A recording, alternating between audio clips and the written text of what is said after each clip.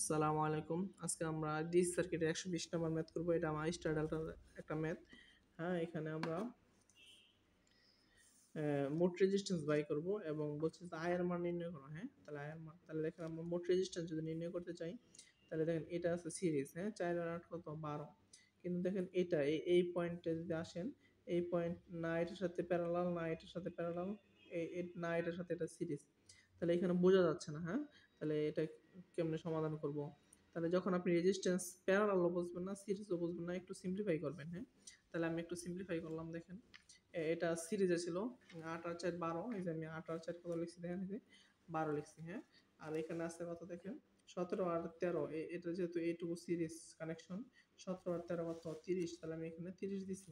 এখন দেখেন এই ৩ টা রেজিস্টরের শেষ মাথাগুলো এক পয়েন্টে সংযুক্ত। দেখেন এই ২ টার শেষ মাথা এখানে, এই ২ টার শেষ মাথা এখানে, এই ২ টার শেষ মাথা এখানে সংযুক্ত। তার মানে এটা ডেল্টা আছে, হ্যাঁ? আর এখানে একটা ডেল্টা হইছে। তাহলে ডেল্টাটা আপনি কিভাবে স্টার করবেন? আমি পূর্ববর্তী ক্লাসে আমি এগুলো আলোচনা করছি। সহজ জিনিস, হ্যাঁ? এই ২ টা গুণ করবেন। যদি যখন এই রেজিস্টারটা বানাবেন, তখন এই ২ টা গুণ করবেন। ১২ ১২ ১৪৪ ভাগ ৩৬, হ্যাঁ? তাহলে ১৪৪ ভাগ ৩৬ হবে ৪। তাহলে আমি এই যে এখানে দেখেন, এই যে এই ২ টা মিলিয়ে ৪ বানাইছি, হ্যাঁ? আবার দেখেন এই ১২ ১২ কি গুণফল ১৪৪ ভাগ কত হবে? ৩৬। ৩৬ হলো তাহলে রেজাল্ট হবে কত? ৪৪। সরি ৪। তাহলে এই রেজিস্টারের মানটা হলো কত? ৪। এই যে আমি দেখেন এখানে ৪ দিছি, হ্যাঁ? আর এখানে দেখেন ১২ ১২ ১৪৪ ভাগ দিছি ৩৬। তাহলে কত হলো? ৪। আপনাদের একটা সহজ কথা বলে দেই। যখন ৩ টা রেজিস্টারের মান, হ্যাঁ, ডেল্টায় সেম থাকবে। শুধু ১২ ১২ ১২ দেখেন আছে। তাহলে শুধু ৩ দ্বারা ভাগ করবেন। একটা রেজিস্টরে 3 দ্বারা ভাগ করবেন।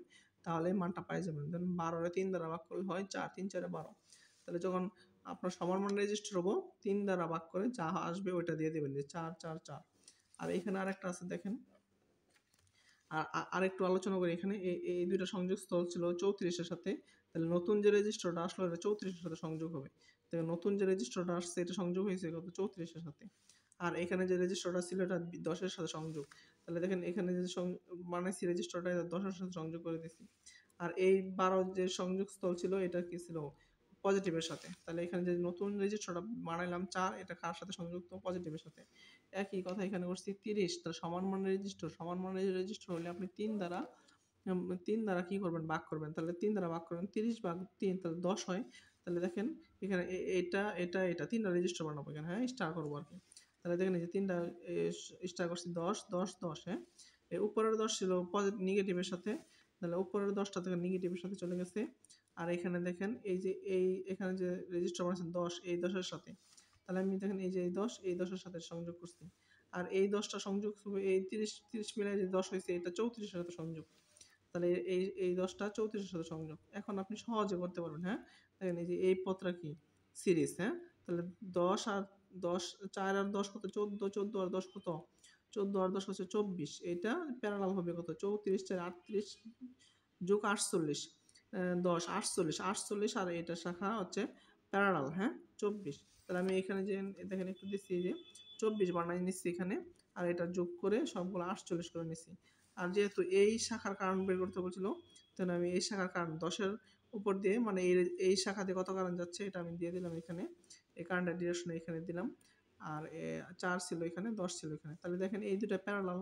তাহলে ২৪ প্যারালাল কত? ৪৮। আর যে রেজিস্টার্ড হবে তারপরে এই দুটোর সাথে কি হয়ে যাবে? এটা সিরিজে হয়ে যাবে। এজন্য যোগ দিছি ৪, যোগ দিছি কত? ১০, হ্যাঁ? তাহলে টোটাল পেলাম ৩০। তাহলে টোটাল কারেন্ট কত পাবেন? টোটাল ভোল্টেজ দেওয়া ছিল ১৮০। তাহলে ১৮০ ভাগ ৩০ 6 অ্যাম্পিয়ার। তাহলে ৬ অ্যাম্পিয়ার কারেন্ট কি হইতেছে? এদিক দিয়ে আসতেছে। এখানে এসে কয়টা ভাগ হইছে দেখেন? এই ভাগ আর এই ভাগ। এখানে ভাগ হইছে, এখানে একত্রিত হইছে। তাহলে এই শাখার বিপরীত শাখা কোনটা? এটা। তাহলে দেখেন টোটাল এই I এর মানটা বের করতেছি, টোটাল কারেন্ট ৬। এটার বিপরীত শাখা কোনটা? এটা ৪৮। তাহলে এইজন্য ৪৮ ভাগ এই ২ শাখার যোগফল, হ্যাঁ? ২ শাখার যোগফল ৪৮ ভাগ ২৪। এটা আমি ক্যালকুলেশন করলাম, এটা বের হলো ৪ অ্যাম্পিয়ার। আপনারা যারা আমার ক্লাসে নতুন তারা আপনারা লাইক, কমেন্ট, শেয়ার করবেন এবং আপনাদের বন্ধুদের সাথেও শেয়ার করবেন। আমি যতটুকু পারি ইনশাআল্লাহ আপনাদের সহজের জন্য সহজভাবে ক্লাস নেওয়ার চেষ্টা করি। যদি কোনো মতামত থাকে কমেন্টে অবশ্যই জানাবেন।